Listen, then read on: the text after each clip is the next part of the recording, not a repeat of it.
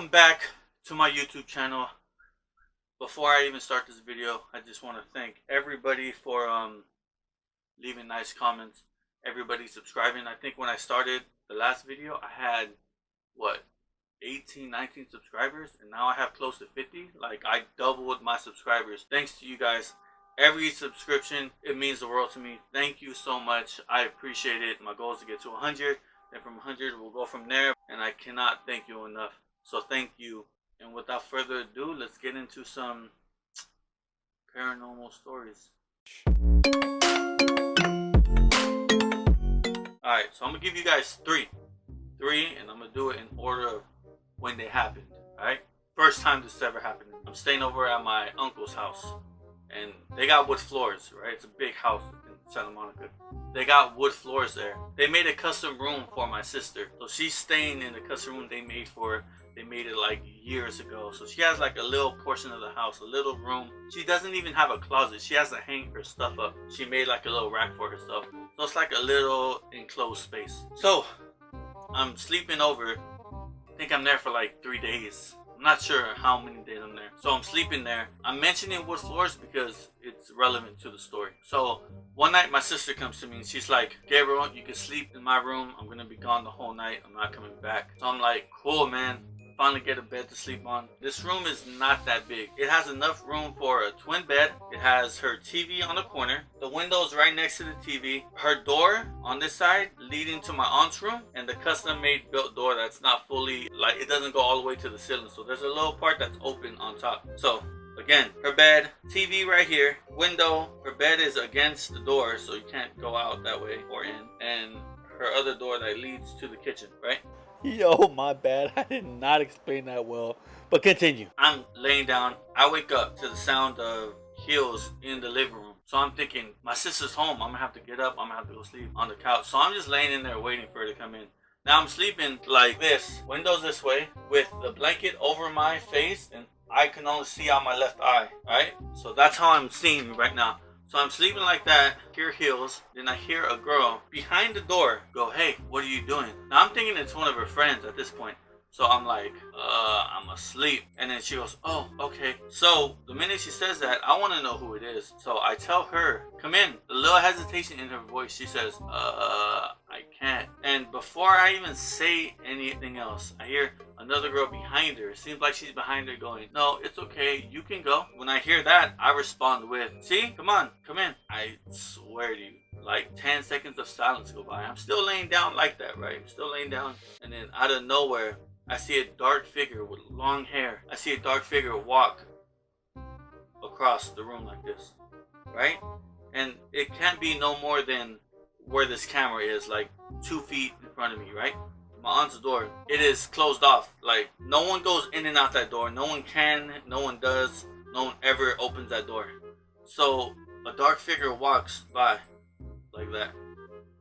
And when I tell you, I got so scared, I could not move. I could not move. There was nothing I could do. I was frozen. I've never felt like that before. I haven't felt like that since.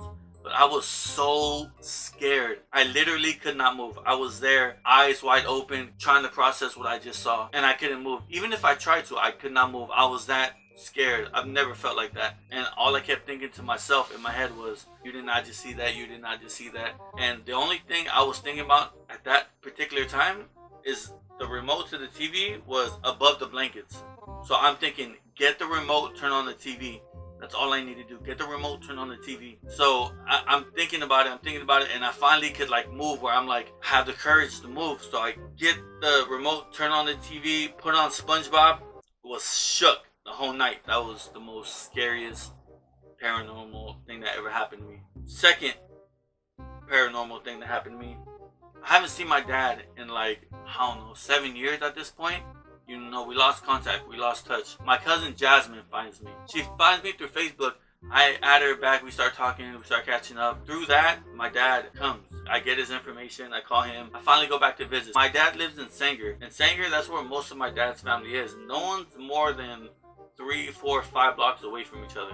So I got family every 4 or 5 blocks. So he's taking me, seeing everybody, right? Seeing everybody once again. Hey, this is Gabriel. Remember all my old cousins that I love growing up with. Every spot he takes me to visit, aunt, uncle, cousin, they all tell me, hey, you staying at grandma's house, huh? What room you staying in? And I tell them it's the opposite of where my grandma stays right now. My grandpa stays in one room right here. My grandma stays in one room down the hall, and down the hall across from her is another room. That room was empty at the time. No one stays there, so that's where I'm sleeping at this point. And everybody's like, yo, it's haunted. That room is haunted. That place is haunted. That house is haunted. So I hear this from every cousin I see. So I'm thinking, yo, these guys are playing games with me at this point, right? They're trying to like get me scared.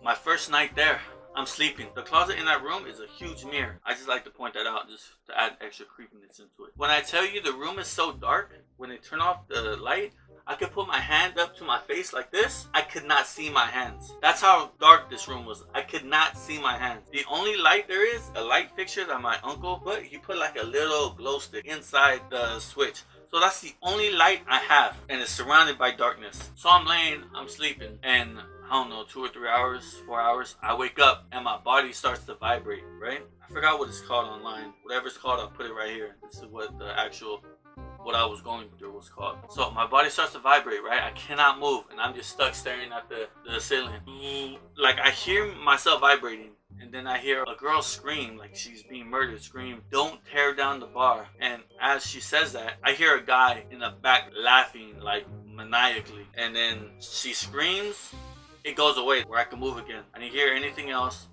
and I just fell asleep.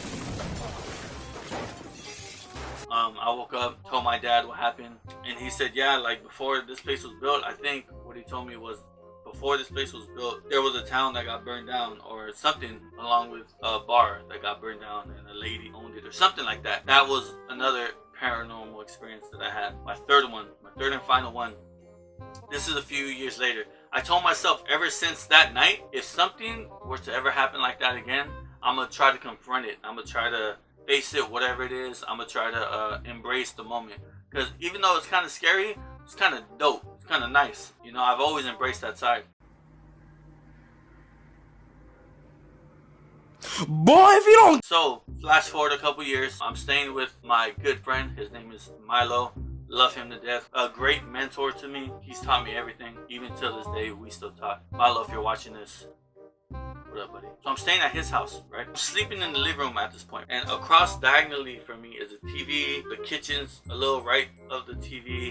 And the rooms are further to the right. So I'm sleeping, laying on my back, hand hanging down the couch, because I'm too big for this damn couch. My hand hanging off the couch, and I'm sleeping with I think my leg was up at the time. My left leg was up. My right leg was laying down. Anyways, I randomly wake up and I could feel it. I'm like, yo, I'm about to start vibrating again. I just have an ugly feeling. So I start to vibrate again where I cannot move. And as I'm looking towards the TV, I see a gesture from like olden medieval times or whatever. I see a gesture with the, you know, the clown hat and everything to the sides, the clown ear. And he's sitting there dancing, moving like this, back and forth. Like that. His whole body. He's just looking at me, smiling, right? As he's doing this. No music's playing, no nothing.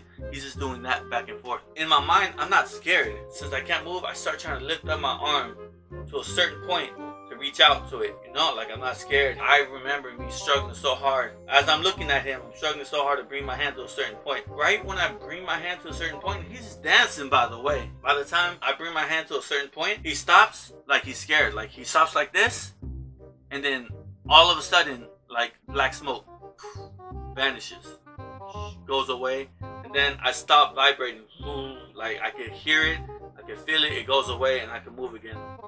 And that was it. Went back to sleep. I forgot if I told Milo or not, but I remember walking away with that, like, yo, that was a cool experience. And I'll never forget them. They were so vivid. Those are my stories. I love the paranormal. I love alien stories. I love those kinds of stories. I love this thing that I'm doing. I love that I'm doing it for y'all. I love that I'm doing it for me. It's a great stress reliever.